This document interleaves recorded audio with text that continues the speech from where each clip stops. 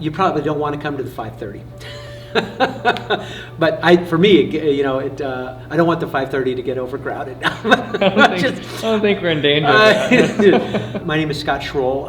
Live here in the Tempe area. I've been coming to Journey Training since April of 2021. Super enjoy the group training aspect of the whole thing, and as you get older and enter into your 5th decade, the fitness element and the resistance training have become all more apparent that you need to do it. So, love coming here.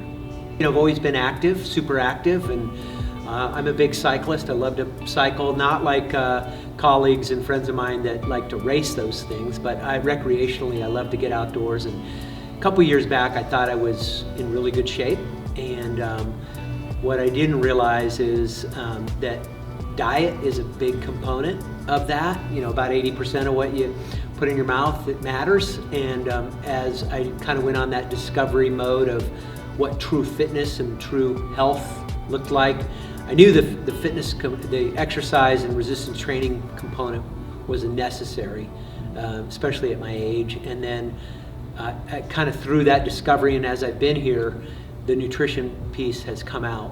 Just eating better, and over the last year, Lost over 40 pounds, which has really made a huge difference in my ability to do things.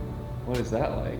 It looks like going down like 4 or 5 inches in your waist, getting, finally seeing some definition, muscular wise in your body. I mean, and the ability, just from a cycling perspective, like I'm still hitting KOMs on certain segments.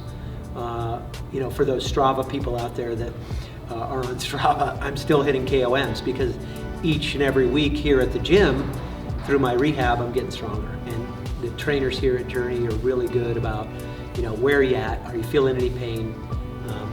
Let's work to your ability today. Don't try and keep up with the hot shots, right? We have a gym at the house, yeah. and so the part of that is, it's a pretty decent gym, but the big thing is motivation.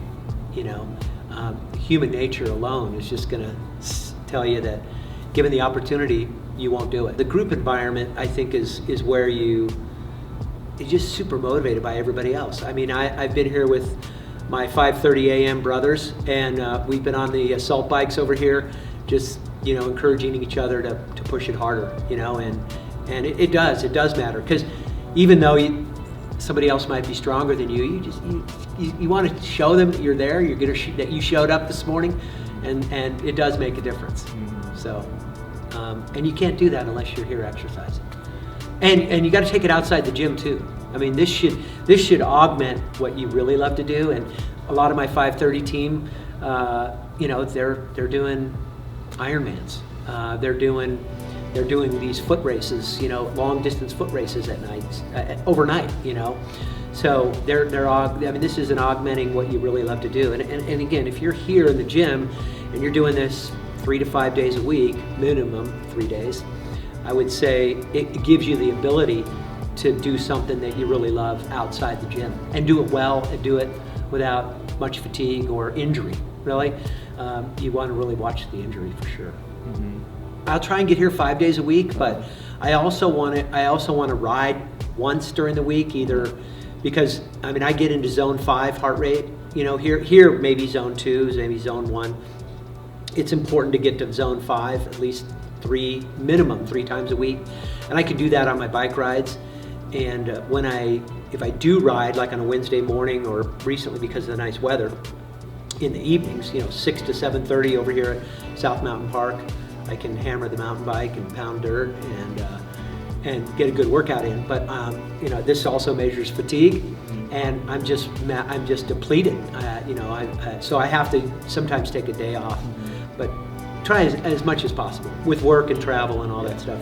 5 days a week, I'd love to. I always felt like my mental health was healthier when I got on the bike, for sure. That's kind of that passion. But if I translate it into the gym, it's just at 5:30 in the morning, you come here, you're half asleep when you get here.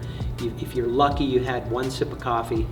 I got the whole system dialed in at home, and I do bring coffee with me, but most of it's after the workout. but it gets you going, right? I mean, when I get my motor running in the morning, there's better blood flow, clarity of thought, better way to, I think better. I probably perform better at work. And my job's pretty high stress, managing a team and all that kind of stuff. So I would say, yeah, coming here to the gym is important. Yeah. It's important. And mental health wise, for sure, clears your head, for sure. It's a head clear. But that's another factor, right? Every year above the age, don't quote me on it, but above the age of 30, human beings will lose 1 to 3% of their muscle mass per year. And so you fast forward like 2 more decades, and it's like, oh, that could be 20% of my muscle. So I'm never going to be back to where I was when I was a young buck in my 20s, right? But I'm certainly going to try, and I'm certainly going to try and abate any more muscle loss. Like even the box jumps. I said, we're jumping up on the box, we're jumping off the box. That tensile, that landing just provides more strength to the bone, and that's important, right? You don't think about it when you're 30, but when you're in your 50s, you do think about it. It's like, oh, my ultimate demise, could be tomorrow, could be in hopefully greater than 30 years, but we want to die healthy. You don't want to die sick. That's kind of my advice to the young people out there today. I mean, if you're here in this gym now, or if you're thinking about going to a gym, get in here, because tomorrow doesn't hold any promises that you're going to remain healthy, especially with that sad American diet. Right? Yeah. Yeah, that's a good ending right there.